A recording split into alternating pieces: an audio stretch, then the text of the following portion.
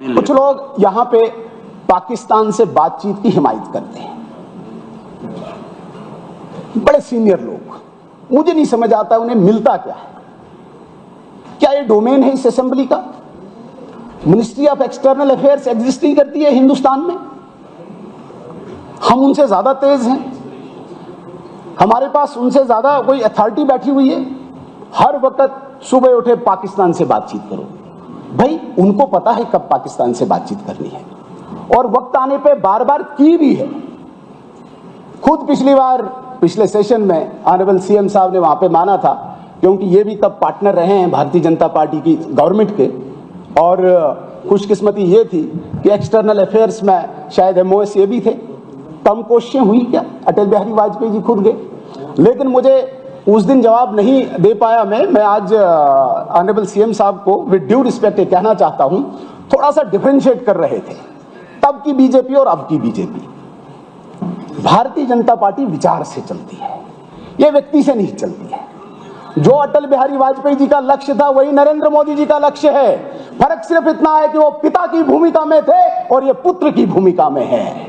इसलिए honourable CM साहब, हमें उस वक्त भी वही निशाना था जो नरेंद्र मोदी जी का था और आज से 3 पीढ़ियों बाद भी वही निशाना होगा। हमने इस देश को, हमने इस राष्ट्र को सर्वप्रथम माना है। वो अटल बिहारी वाजपेयी जी ने भी माना और मोदी जी ने माना। लेकिन शायद सीएम साहब इसलिए जस्टिफाई कर रहे थे, कश्मीर में होड़ लगी हुई है। पीडीपी का कोई भी कार्यकर्ता खड़ा होकर ये एनसी वाला बीजेपी के साथ मिला है, एनसी वाला बाजू फोल्ड करके ये पीडीपी वाला बीजेपी से मिला है, सजाद साहब बीजेपी से मिला है। आज पूरे कश्मीर की पॉलिटिक्स बीजेपी के इर्द गिर्द घूम रही है। तो ये लाजमी है सीएम साहब को तो धोना था। नहीं, तब की बीजेपी जब मैं था वो अलग थी, आज की बीजेपी अलग है। नहीं, बीजेपी वही है। बीजेपी एक विचार से चलती है, विचार से बनी हुई एक पार्टी है। चलिए आजमा लीजिए। आपका केजरीवाल तो झाड़ू लेके चला गया, आप भी नहीं दिखोगे। केजरीवाल तो चला गया। मैं कहना चाहता हूं, मैं 2-3 चीजें स्पष्ट करना चाहता हूं। सर यहां पे पीएसए की बात आई। हमारी बहन ऑनरेबल मेंबर शमीमा जी पीएसए लगा रहे हैं। कौन लगा रहे हैं? किसने लगाया? 1978 में किसने पीएसए लाया था? आप जरा सईद अली शाह गिलानी जो इस हाउस के मेंबर रहे हैं उसकी बुक पढ़ें, उसकी ऑटोबायोग्राफी पढ़ें। उसकी ऑटोबायोग्राफी जो गुल्लर किनारे उन्होंने लिखी है, उन्होंने कहा कि नहीं, शेख साहब ने उन्होंने अपनी ऑटोबायोग्राफी में मैं रेफरेंस दे रहा हूं, उन्होंने उस बुक में, अरे बैठिए आप, उन्होंने ऑन रिकॉर्ड ये बात कही है कि जेल जाने से पहले या जो यहाँ पे नेशनल कॉन्फ्रेंस थी, उन्होंने यहाँ के लोगों को पूरा भड़काया, तैयार करने के बाद पूरा इंटरनेशनल एक माहौल बनाया। लेकिन जो ही बाद में कंप्रोमाइज हुआ, जो ही बाद में एग्रीमेंट हुआ, तो शेख साहब ने उन्हीं पे पीएसए लगाया। सईद अली शाह गिलानी पे पीएसए लगाया, बीजेपी ने लगाया, मोदी जी ने लगाया, नरेंद्र मोदी ने लगाया? नहीं।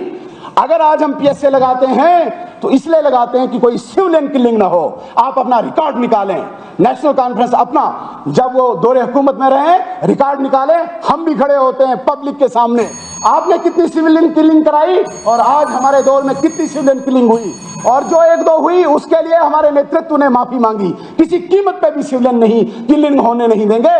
कश्मीर के एक शरीफ आम इंसान को हम कोई हताहत नहीं होने देंगे, ये हमारी गारंटी है। नरेंद्र मोदी, एक बात और मैं कहना चाहूंगा। No time. मैं एक बात इस पूरे हाउस को कहना चाहता हूं। साथियों, जितने भी यहाँ पे पीएसए की बात करने वाले हो, आप केवल उन 200-400 लोग जो पीएसए में हैं उनकी बात करते हो। हम तो 70 लाख पॉपुलेशन की बात करते हैं। जो वो 400-500 लोग प्रॉब्लम करते हैं, उन 70 लाख लोगों को आम सामान्य जीवन जीने के लिए रोज पत्थरबाजी से, गोली से, हड़ताल से, कैलेंडर से, अलगाववाद से, अगर आप उन 300-400 लोगों को ठिकाने नहीं लगाओगे तो 70 लाख कश्मीर के लोगों को आप प्रोटेक्शन नहीं दे सकते हो। एक और बात मैं कहना चाहूंगा, महबूबा मुफ्ती साहिबा की सरकार थी। महबूबा मुफ्ती साहिबा, अरे बैठ जाओ नीचे, अपने भाई को देखो। मैं बताना चाहूंगा, महबूबा मुफ्ती साहिबा की सरकार थी जब 2016 की किलिंग्स शुरू हुई। हम उनकी सरकार के पार्ट थे। हमने जाके उन्हें बताया कि अगर इस वक्त जम्मू कश्मीर को बचाना है तो आपको इस वक्त फोर्स का इस्तेमाल करना होगा। आपने इस वक्त 100 से 150 लोगों को जेल डालना होगा। लेकिन उन्होंने कहा नहीं, मैं नहीं डाल सकती, मुझे हुर्रियत नाराज हो जाएगी, मुझे जमात इस्लामी नाराज हो जाएगी। और नतीजा ये रहा, 125 किलिंग्स हुई। 125 किलिंग्स के लिए 125 किलिंग्स महबूबा मुफ्ती साहिबा को मंजूर थी, लेकिन 150 लोगों पर भी ऐसे साहब की सरकार चली 2010 में। अगर इन्होंने भी ऐसे मिसक्रेंट्स को, ऐसे अनासीर को अगर जेल में डाला होता तो कम से कम 110 लोगों की किलिंग नहीं हुई होती। Thank you. आप तशरीफ रखिए, शर्मा जी, आप तशरीफ रखिए।